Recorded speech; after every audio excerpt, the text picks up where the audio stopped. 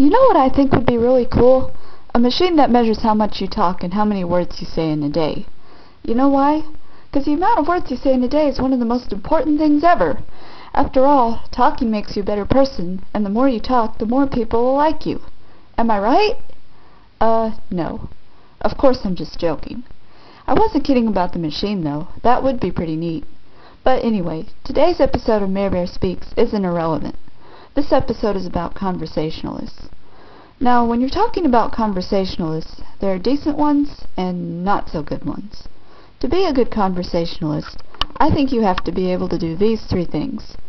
Number one, you have to be comfortable with asking questions as long as they're not inappropriate. Like, for instance, asking a guy with wrinkles on his face and hair coming out of his ears how old he is, and asking a fat girl if she's pregnant would not be good conversation starters.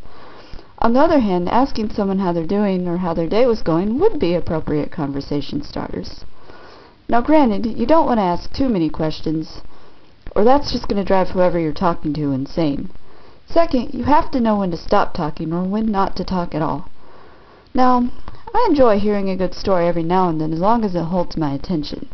But there comes a point sometimes when I want to A, fall asleep, or B, hit something if someone tells a story that seems to go on and on and on. Know your limits, people. Also, if you're one of those people who talk out of turn, and you know who you are. You know, if I was one of those people, somebody would have sat me down a long time ago and said, Mary, you gotta give other people a chance to talk.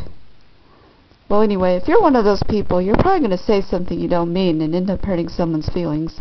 Or you might say something you didn't mean to say. And then you'll say, oh, sorry, that just slipped out.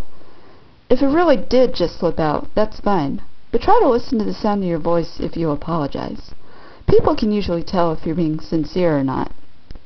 And last but not least, if you want to be a good conversationalist, try to answer questions with more than just one or two words. When I was younger, my dad used to play this game with me where he would ask me a question and I would have to answer in twice as many words as the question was. It was pretty hard, but I can understand why he did it. It drove him crazy if he asked me how school was going or something like that and all I said was, oh, fine. For the most part, I think I'm a pretty good conversationalist, which might surprise you if you got to know me and you'd heard about the problems I had learning to talk. But that's another story. Anyway, this has been Marebear Speaks. See you next time.